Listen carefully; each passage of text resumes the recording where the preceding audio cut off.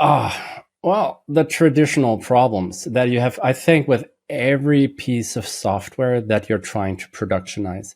It's fairly easy to build something that works, that solves a problem. But as soon as you put it out into the world, you have a few things. First of all, you need to make sure it's secure. Second of all, you need to make sure that it scales, because if, by all means, I hope for you as a startup, it actually works and people enjoy using it, the next step really is how does it scale? How does it not fall apart under the load of people wanting to try? And the third thing really is observability, being able to really get telemetry, look into what's actually happening.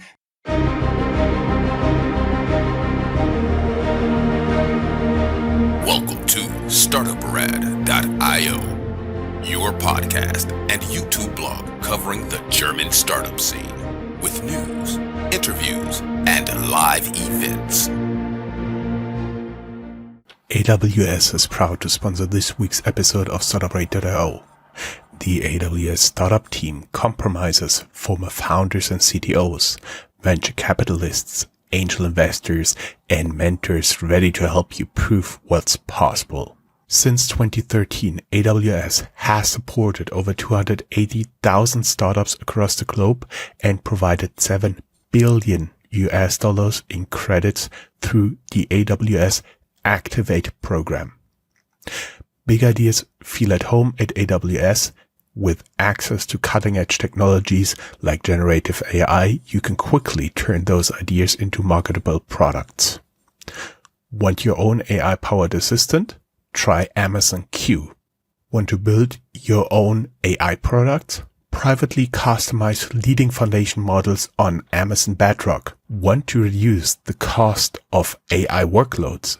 AWS Trainium is the silicon you're looking for. Whatever your ambitions, you've already had the idea. Now, prove it's possible on AWS. Visit aws.amazon.com/startups to get started. So, you build a chatbot. Cool. But now your team is stuck, wondering how to connect it to real APIs, make it reliable, or roll it out to 1,000 users. That's where this episode comes in. AWS Dennis Traub walks us through how to productionize AI securely at scale and without breaking your app. We dive into agentic workflows, MCP, and how real startups go from MVP to market. Let's see in our episode today in cooperation with AWS. Dennis Traub is a developer advocate at AWS, focused on helping startups and enterprises to take their GenAI experiments into real-world deployment. With decades of experience in secure infrastructure and developer productivity, Dennis has helped teams across industries automate, integrate, and scale their AI projects using modern cloud-native tools. Today, we talk about model context, protocol, agent-based architecture, and what it really takes to make AI work in production. Dennis, welcome back to Startuprad.io. Oh, thanks for having me again. Totally my pleasure. For everybody who's not aware of it, this is number 2 of a series of 2 interviews, but actually one of your colleagues would join us as well. So in total, we have 4 interviews with you guys here. Dennis, productionizing AI. Tell us about it. What's the hard truth? What's the biggest gap you see between GenAI prototypes and actual production systems? Well, the traditional problems that you have, I think, with every piece of software that you're trying to productionize. It's fairly easy to build something that works, that solves a problem. But as soon as you put it out into the world, you have a few things. First of all, you need to make sure it's secure. Second of all, you need to make sure that it scales, because if, by all means, I hope for you as a startup, it actually works and people enjoy using it, the next step really is how does it scale? How does it not fall apart under the load of people wanting to try? And the third thing really is observability, being able to really get telemetry, look into what's actually happening. Does it do what it's supposed to be doing? Am I running risks in terms of, for instance, running up a large bill because it does something that I didn't expect it to do? You may run into edge cases that you didn't have in your prototyping environment. So the traditional problems that you usually have when you're building something that was small and you put it into the market. The second thing that very often happens is as well is most pieces of software are not an island. They have to connect to something. They have to connect to third-party APIs or to your own APIs or to customers' internal APIs and data sources.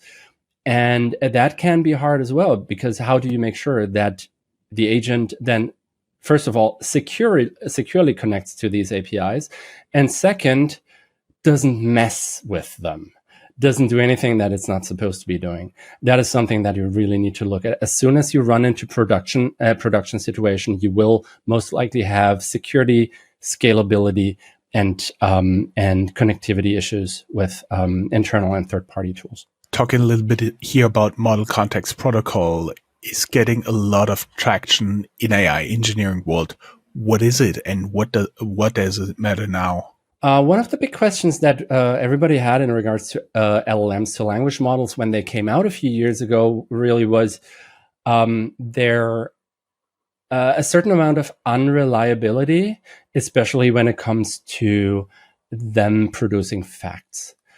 These models have been trained on an incredible amount of data, but they don't really understand the data. So by the nature of how these models work, they don't really know whether what they're saying is actually true or not. They just look whether it matches a certain pattern that they have seen quite often. And that's a really big limitation, because in many applications, in many use cases, it's really important to work with factual data and not with assumptions or with made up information that doesn't actually represent the facts. That can be pretty dangerous. So most people in companies who've been working with LLMs, especially in the early days, ran into this problem. Well, it doesn't really work because it isn't really reliable in what it says. It makes up data. It confuses things and so forth. So there's basically two ways to solve this problem. One way is adding more information to the model, fine-tuning the model, giving it access to a vector store so that it can do semantic search to retrieve actual data, to basically either double check against actual data or just use this data as part of its process, which is called RAG. Retrieval augmented generation. And I don't want to go too deep into RAG, and I have a very specific opinion of RAG. Not a bad one, but what it actually is. I don't look at it from the perspective of a data scientist. Actually, I think RAG is the second thing, or belongs to the second thing that we can do, which is basically connecting the AI to the real world at runtime. So at the moment in time when I actually use the model, pre-training, fine-tuning, and these things, they all happen before I deploy the model into production. And everything after that happens when the model is in production, when my application runs. And RAG, tool use, and other mechanisms basically solve this problem, connecting the AI to the real world. And that could be a database, that could be a vector store with a semantic search, but that could also be something where the AI can actually act, like call an API to trigger a process or to send an email or do things like that. And the challenge was that every API works differently. Every API has a different authentication mechanism. Every database has a slightly different SQL dialect, and so forth. So all the tools that I wanted to use, starting from a simple calculator all the way to a weather API or to to a third-party a SaaS provider's API or anything. They all have their proprietary API. So it was my task as a developer to basically manually code the connectivity, the connection to all of these APIs to be able to get the data or send a request or do whatever to get it into the model or to have the model act on my process. MCP, Model Context Protocol, is an open source protocol that has been published and recommended by Anthropic. It's being widely adopted by Google, Amazon, Microsoft, and many others. It looks like it's actually turning into an industry standard, which is a good thing because it simplifies that connection layer between the actual tool or API and your agent. It's a fairly simplified protocol that contains a few primitives like tools. So what can I actually do with that API as a model? So that tool could be a browser engine, could be a runtime for me to run code in a sandbox environment, could be an API to a third-party provider, could be a piece of code that I wrote myself, could be basically everything. And with MCP, you're able to just wrap this as a so-called server. It's an MCP server. And then you can use the client library of the SDK inside of your own application to just connect to the server and include it into your agent so that you don't have to rebuild it for every single API that you want to use. That's MCP. It has a few more primitives, like it's able to send notifications to the client. It's able to provide resources, static resources to the provider, and a few more. But the most important and most interesting use case for most AI applications really is the fact that it can expose its capabilities or the capabilities of the underlying API as tools that the LLM can understand and use. Mm-hmm. You said before that AI systems are only as powerful as their connections. What does it take to connect models to real-world APIs or workflows? I'm not sure how to answer this question. Well, it takes a few things on a few different levels. Well, first of all, you should be aware of what you want to connect to and also the implications of connecting to these things. For instance, if you connect to your email account, you give the model effectively access to all your data, possibly including PII, most likely including sensitive and personally identifiable information. That is something that you just need to be aware of. So once you connect your AI to this system and connect it to another system, you need to be aware of the fact that technically these two systems are connected through an intermediary, but they are effectively connected. That is something. So it takes thinking about, what do I connect, and do I really want these things to be connected with each other? We're talking about boundaries. We're talking about service isolation, something that we've been talking about software architecture for a very long time.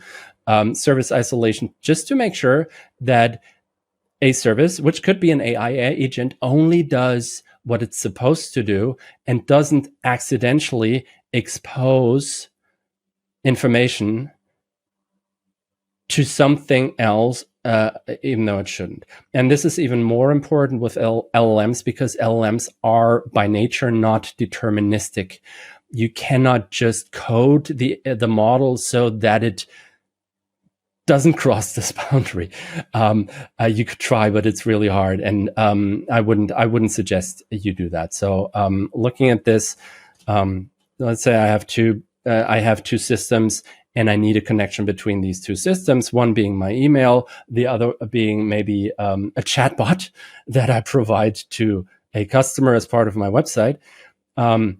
I wouldn't want this to be one thing. I wouldn't want this to be one agent. I would want to separate these two, isolate these two. One could be an agent on the that talks to the customer through a chatbot interface that then realizes, well, we do what that classifies the use case. Well, is this a complaint, or is this an order, or is it a general inquiry?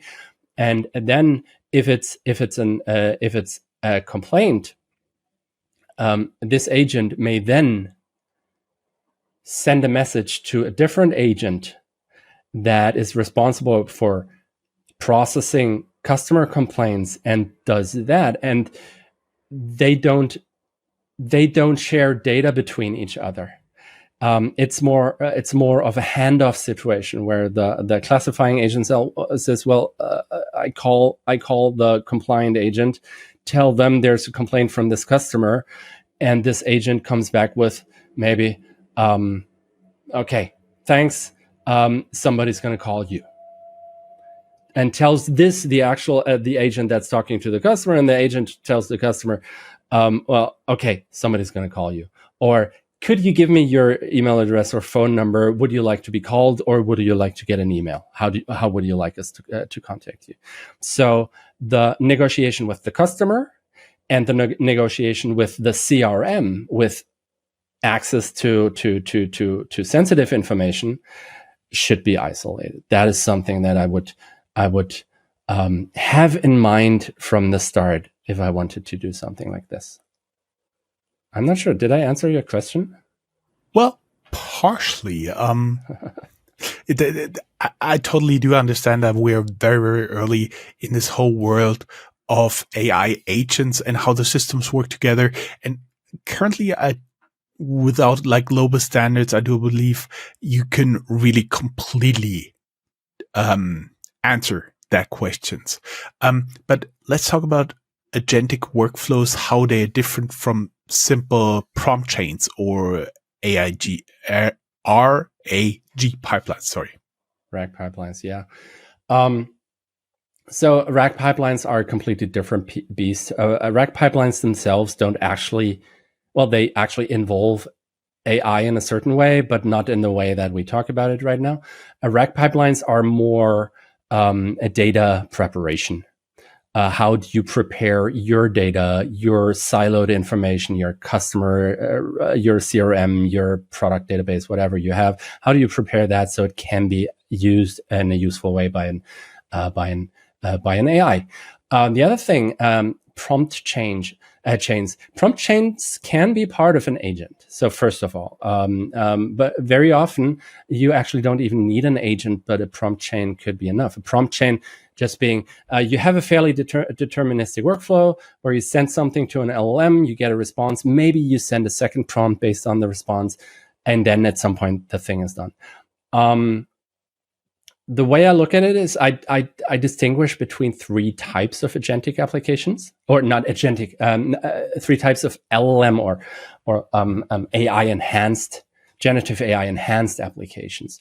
The first being non-agentic. That are all the use cases where you send something to an LLM and the LLM responds and that's it. Or where you send something to a chatbot. You chat with the LLM responds, and you have a back and forth between the person and the model. That's non-agentic workflows. They can become quite complex and complicated, but they are mostly predetermined. Either they're a loop, like in a chat, or there's a sequence of steps that needs to be done, and this sequence is almost always the same, or maybe has some decisions in between that you can do with traditional conditional steps. The second being, so the first of the three is non-agentic. The second is agentic AI.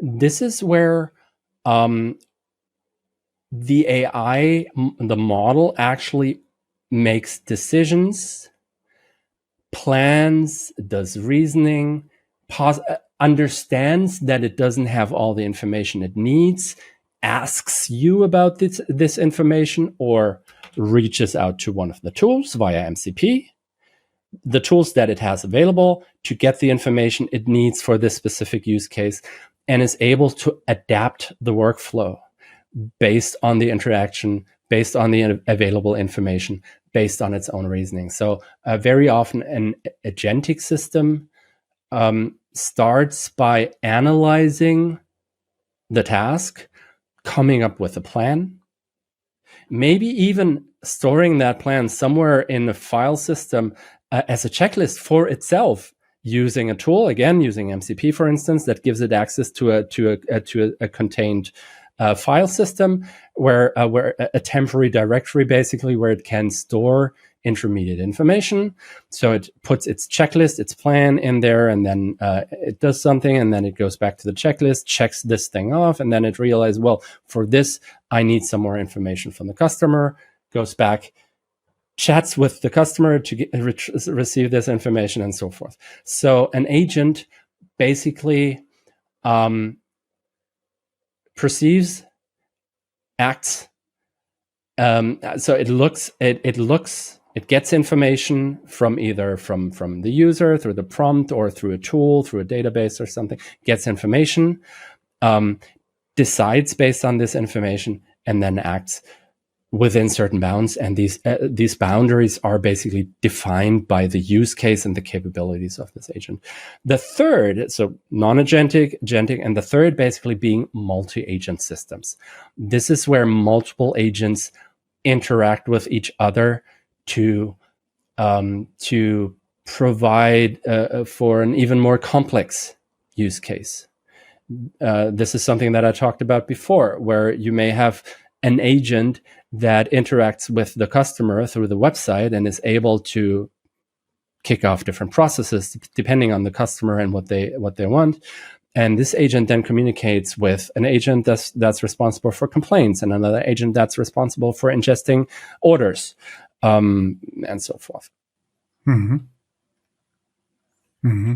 So it can become infinitely complicated. I'm basically thinking about agents as like I think about microservices. Actually, I would say agent is when the AI deviates from simple if this then that rules. Would that be a good definition? Even complex if this and that rules. There are fairly complex workflows that can be deterministically defined, where the entire work process, no matter how complex the process is in itself, is deterministic and algorithmic. So you can do it with step functions, or you can do it with an orchestration engine or something like that. In that case, I wouldn't necessarily use AI, an AI agent. I might use AI, for instance, as a front end to that process that understands natural language. So if I want to have the possibility to use Slack, do anything through Slack, I have an agent in Slack, and I'm able to tell the agent, please do this for me. In the past, I would have to use a very specific command format for Slack ops. And now with LLMs, I can use natural language, and I just use natural language. Then I have the LLM as basically the client. And the LLM is not an agent. It just takes the request and has a list of processes, classifies the request, extracts the relevant information, and kicks off the processes. It becomes agentic as soon as, it becomes agentic as soon as this thing may have to make more involved decisions, like maybe we need more information, or maybe we have to call somebody. It becomes fairly complicated fairly quickly, so it's really hard to talk about it. But what I'm trying to say really is, don't build an agent for everything. First of all, don't use AI if the problem can be solved with that, in a fairly easy way. Second, don't build an agent if it can be done by a simple deterministic workflow, even if it involves an LLM. And don't build complicated.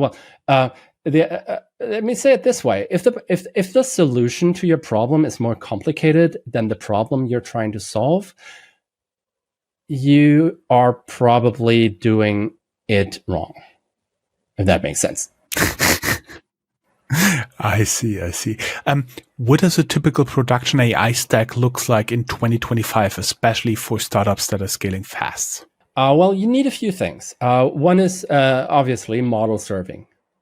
So you need the model somewhere. It could be locally. It could be something that you do yourself. As a startup, I wouldn't recommend doing that. As a startup, I would really just suggest you use an existing model provider that provides the model through an API. Could be Amazon Bedrock, for instance. We have lots of different models, and the list is growing. We have open weights model like Llama, Mistral, DeepSeek, a few others. We have commercial models like Claude, our own Nova model family. We have now I'm blanking out. We have Cohere. We have many different models that you can use for different use cases. We have many general purpose language models. So you could use Amazon Bedrock to just talk to a model through an API, through a secure API. While it's secure, so you don't have to worry about what does the model provider do with your data. We don't do anything with it. We don't even use it for model training. We just provide the model to you so that you can use it in a secure way, so that you can even build GDPR compliant systems. And so that's model serving. You may need databases, either your own databases, maybe a vector store if you want to do semantic search, but that's advanced. I wouldn't start with that.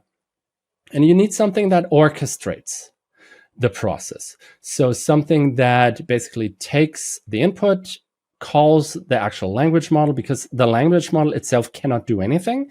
It only takes text, and or depending on the modality. We're talking about language models right now, so it takes text and it produces something based on that text. It doesn't do anything. So the orchestration engine connects to MCP tools, to the front end, to whatever you want to do, and the LLM. And the orchestration framework could be one of the many open source frameworks that we have, like LangGraph is one. Or Llama Index is another one. Crew AI is one. Strands Agents, this is one that we have open sourced about 2 months ago, which is model agnostic, even provider agnostic. You can use Strands Agents with models from OpenAI, or directly with the Llama API, or even with OLlama on your own machine. So you need an orchestration tool or engine. You need a model somewhere. You may need a database or some data for the model to work with. You might want to think about primary and secondary models. That's a bit more advanced as well. So primary models is the general purpose model for that does the majority of the work. And then you may want to use secondary models, for instance, for very simple use cases. So you don't need to use the expensive ones. You can use very cost-effective models for simple summarization tasks, while you may want to use a more expensive reasoning model for the overall orchestration, for instance. Another thing that's part of the stack is evaluation and monitoring.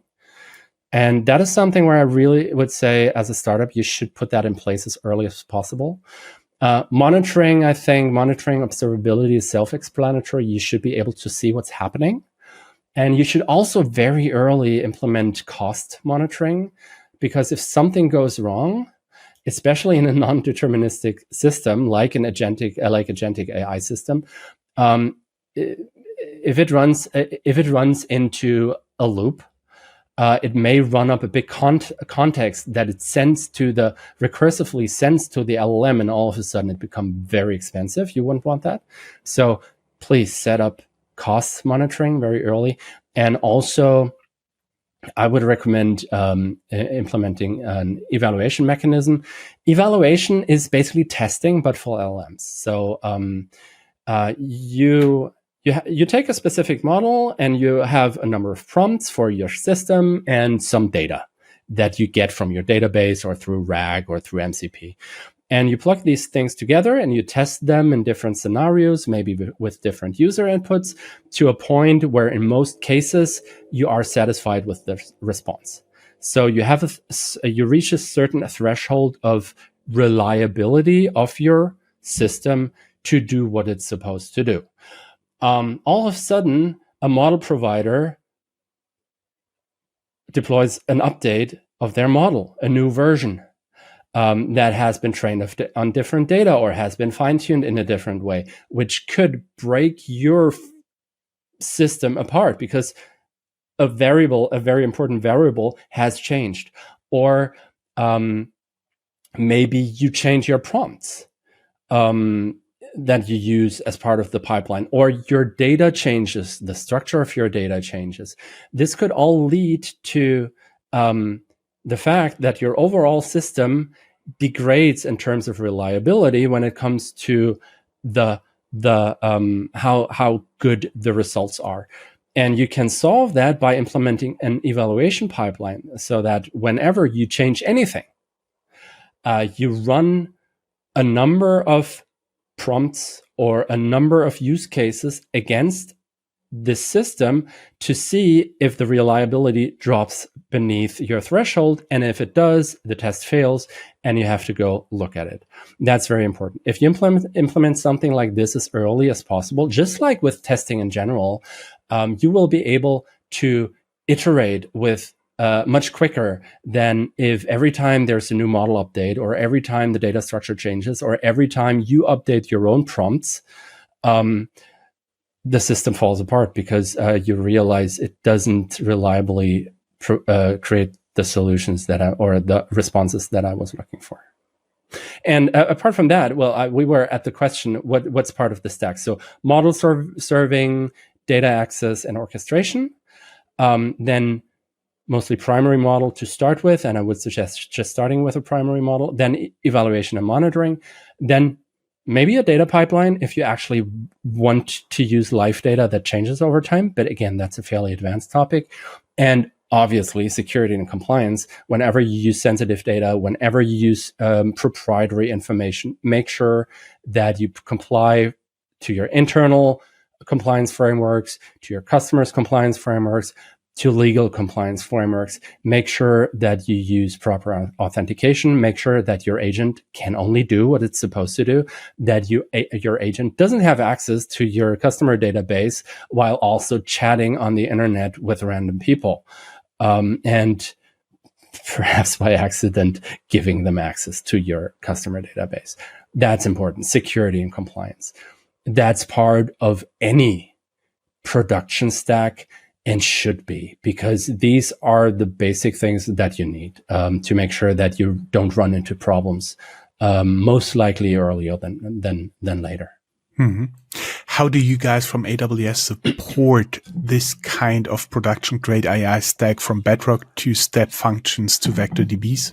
Well, first of all, we have a number of services around the Bedrock family of services, and that is Amazon Bedrock itself, which is, first of all, model serving, where we provide secure and private access to models from different providers, including the current frontier models of most providers, where you can just use models and be sure that your data is not being used for training or doing used for anything else. So we basically run these models inside of our own escrow accounts. They are air-gapped.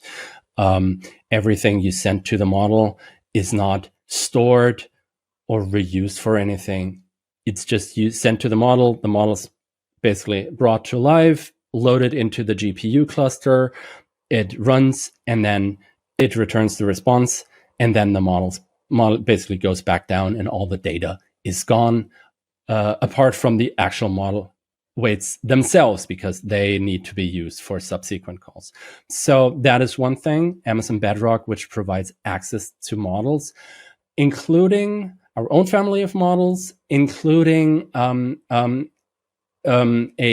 capability to actually fine-tune certain models or distill models into smaller models. If you want to use smaller models, basically you want to use, let's say you want to use Llama 4, but you don't want to use the version that Meta provides. You want to distill this into a smaller model. You can do that with Bedrock.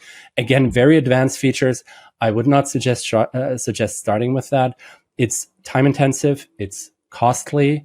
It's a use case for enterprises, and it may be a use case for you once you are further ahead on the road in adoption.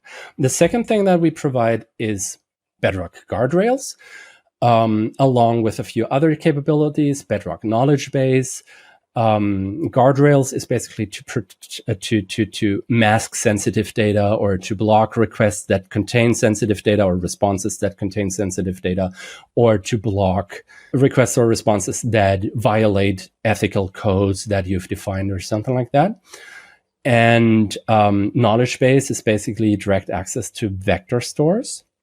And we also provide, obviously, services for vector stores with OpenSearch or with Postgres on RDS. We've just released S3 vectors, Amazon S3 vectors, so you can even store your vectors on S3 as object stores and use that, which is extremely cost effective if you compare it to traditional vector stores, because traditional vector stores have to be, they're basically database servers. And they have to run and they cost money.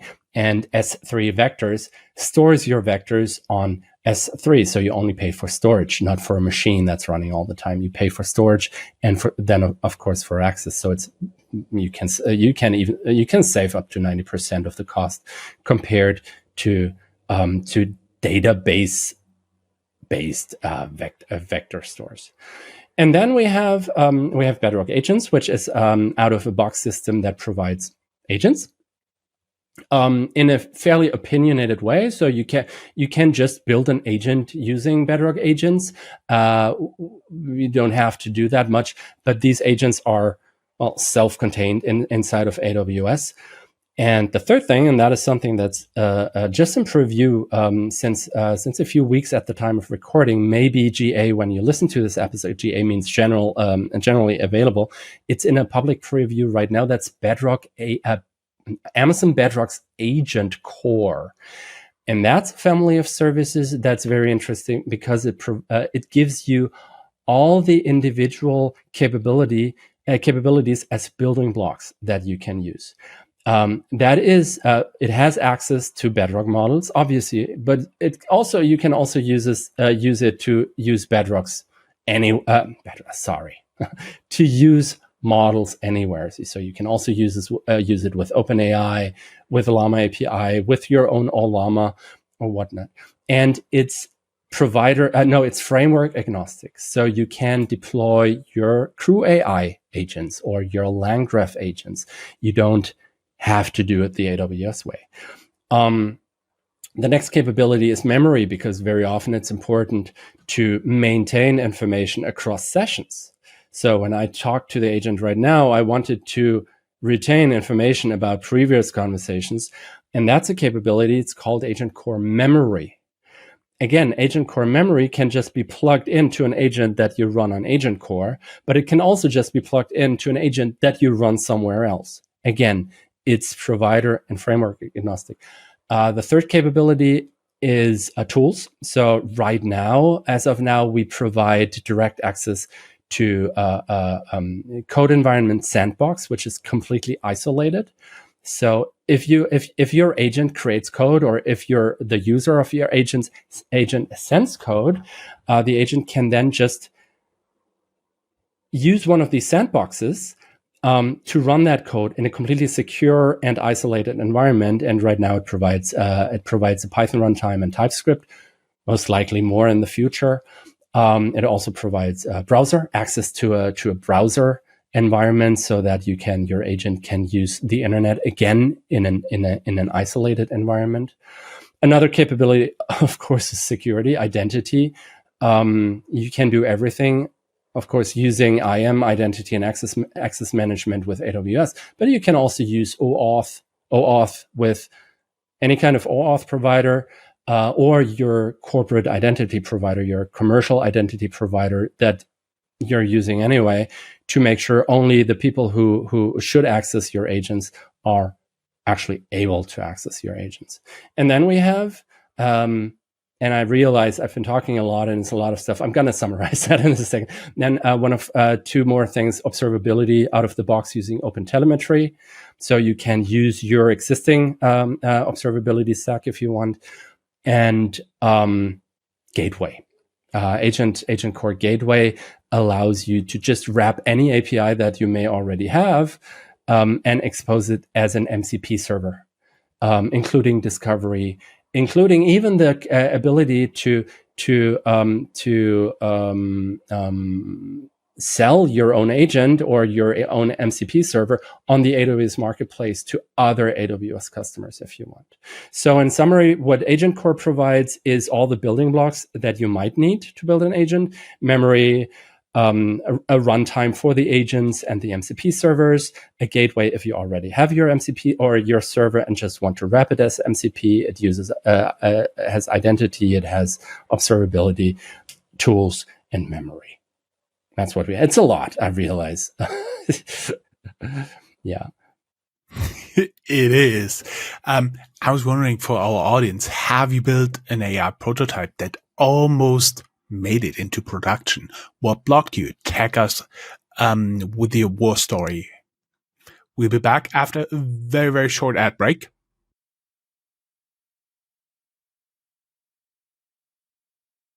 Dennis, some startups are using multiple foundation models at once. What's AWS's approach to multiple model orchestration, and how do you manage that securely? Multi-model usage is one of the core premises because we say it doesn't make sense to use one for everything. Which is why we started Bedrock the way we did in the first place. It's not one model that you can use. It is, you can use models from many different providers with many different capabilities, because in many use cases, you may want to use a general purpose large language model, but you also may want to use a model to create your embeddings or to create images. Could be from a completely different provider. Or you want to use a reasoning model for involved tasks and a much less expensive small model for basic tasks like summarization or classification. And these can be from different providers. Then there's models that are specialized in translation, language translation of languages. There's models that may be specialized in code, creating code. So Bedrock has always, Amazon Bedrock and AWS has always looked at it through the lens of different customers need different things, different models. And individual customers may need different models for different use cases or even inside the same use case. So I wouldn't start that way. If I would just build a prototype, I wouldn't start with multiple models. I would start with one to start understanding the moving parts and how it works and the limitations. But you can certainly use multiple models. And in any kind of production application, I probably would, because that helps me reduce cost, reduce latency, because the larger the model, the longer it takes for the model to respond, to take these things into account. So yes, multi-model, using different models, even from different providers, is certainly something that I would suggest looking into once you have your basic use case down, and once you go into, well, how can I optimize cost? How can I optimize latency? Is there a specialized model that helps me with certain tasks inside the workflow? How do we make sure it's secure? Well, just like everything on AWS, everything goes through the AWS API. So every model invocation goes through the AWS API, which is protected through IAM, through identity and access management. So you can have a really fine-grained mechanism to say who or which service or which third party or which agent is allowed, or which process is allowed to interact with individual models, with individual data stores or tools that you provide. For our audience, I was wondering, what's one tool or pattern that helped you finally scale your AI project? Share it on Threads or LinkedIn and tag Startuprad.io. Dennis, what's your take on LLM Ops or GenAI ML Ops? Is it the same as traditional ML Ops or something new? I'm getting into hot waters when I start talking about that, because it's not the same. So, and I'm not sure if, what did you say? GenAI Ops, LLM Ops, ML Ops. Definitions are in flow. Well, I'm pretty sure there is a definition for ML Ops. And there's probably also a definition for LLM Ops. But the thing is that with the democratization of generative AI, since the chat GPT moment, effectively, when everybody wants to build on top of generative AI, there's a new kind of discipline emerging, which sits at the intersection of software developers and data scientists and machine learning engineers, and that's what's emerging as AI engineers. That's the term that's being used increasingly for this, where you don't build the models yourself. You don't even necessarily fine-tune the models and then deploy the models somewhere and run them.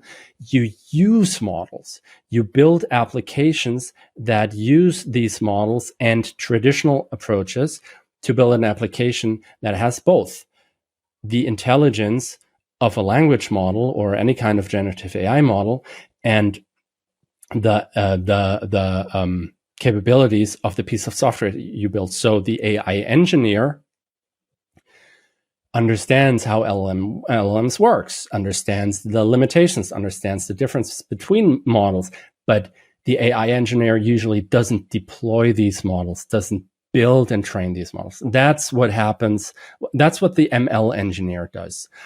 And when it comes to operations, I think it's very similar. The LLM ops, or more specifically defined, probably ML ops, is really the operational aspect of building and deploying and running models, training models and everything around that. And the GenAI ops, or AI ops, if you will, is DevOps.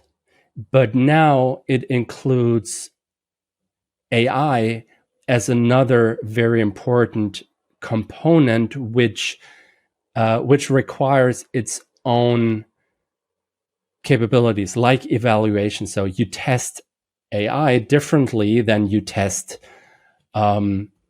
a front end, or than you do load tests on an environment. You have to approach it a slightly different way. It's the same thing in terms of what you have to do. You have to make sure it works. Every time you change something in your application, you have to make sure that it still works, that you don't have any regression, that you didn't introduce any bugs. And now there's a new class of regression. There's a new class of bugs. There's a new class of thing that may introduce latency, or that may introduce additional cost. And that class is based on the integration of AI. And in my opinion, the operational aspect of this becomes native part of DevOps over time. There are a lot of tools right now. There will be more tools in the future.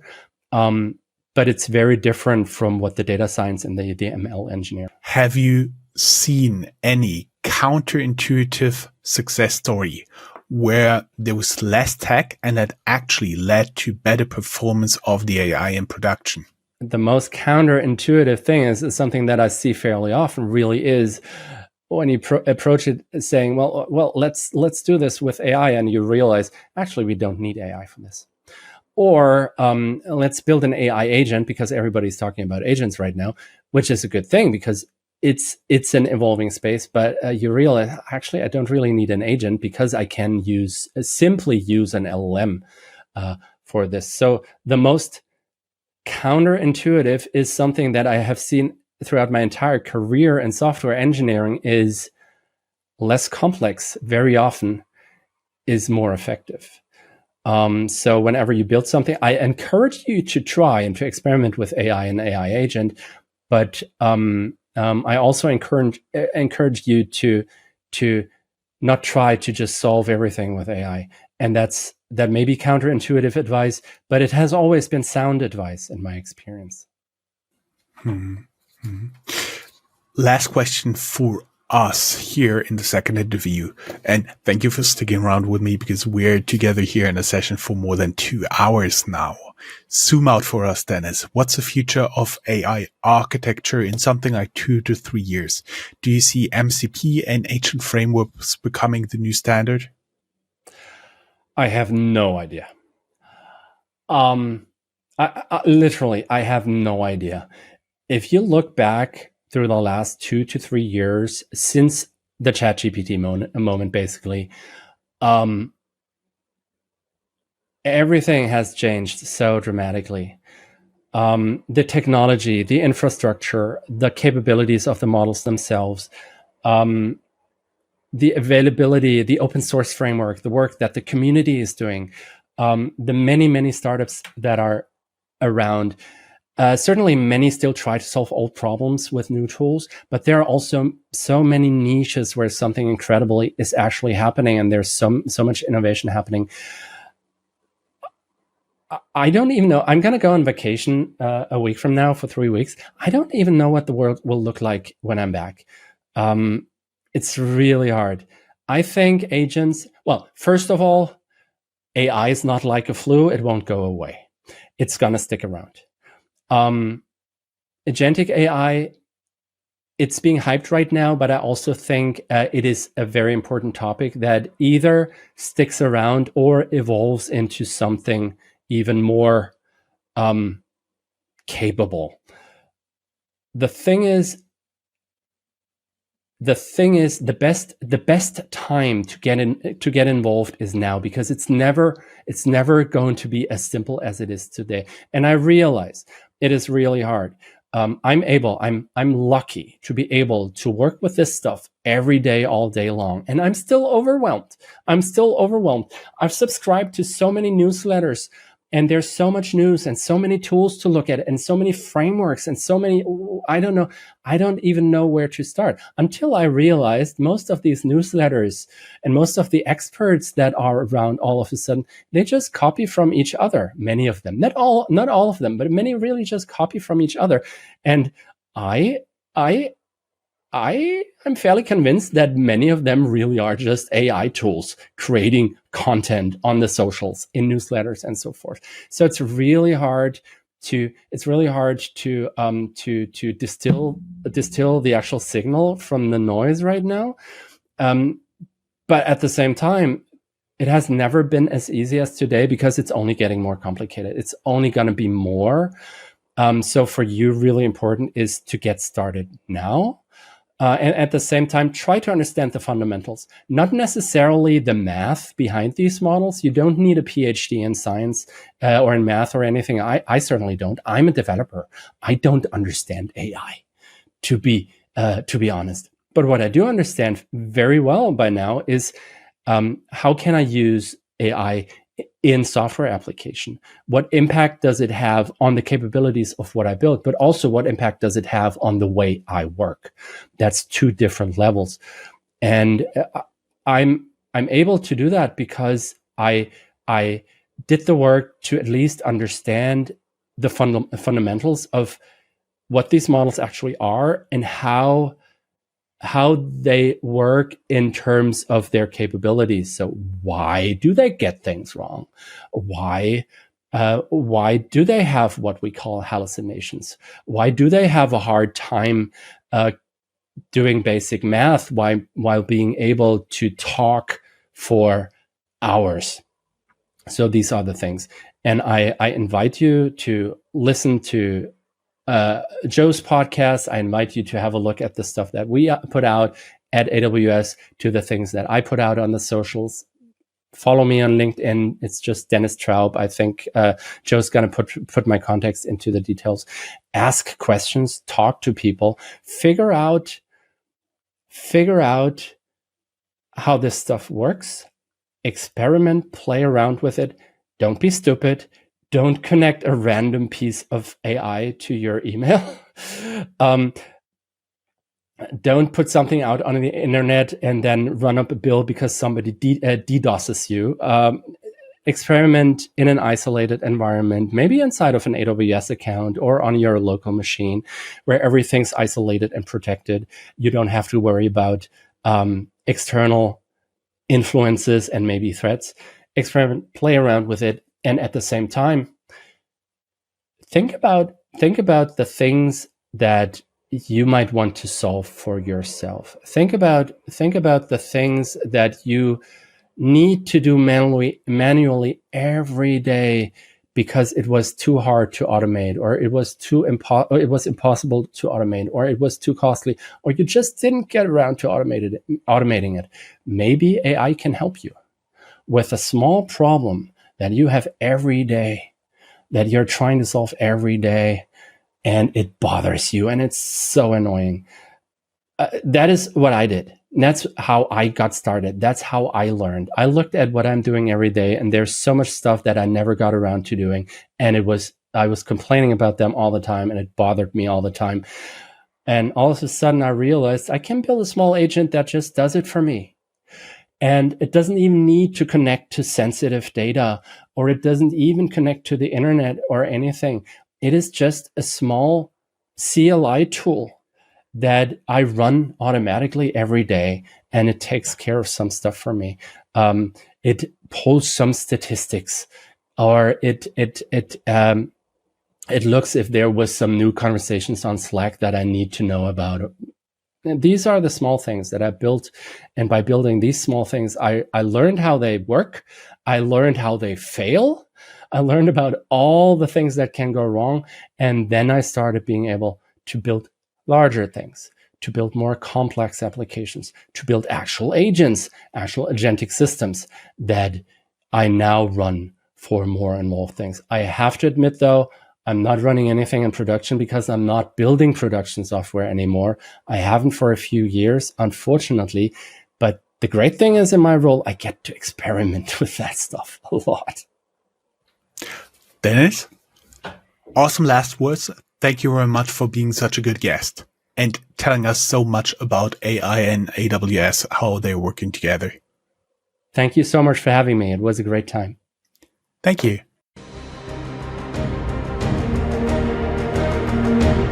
That's all, folks. Find more news, streams, events, and interviews at www.startuprad.io. Remember, sharing is caring.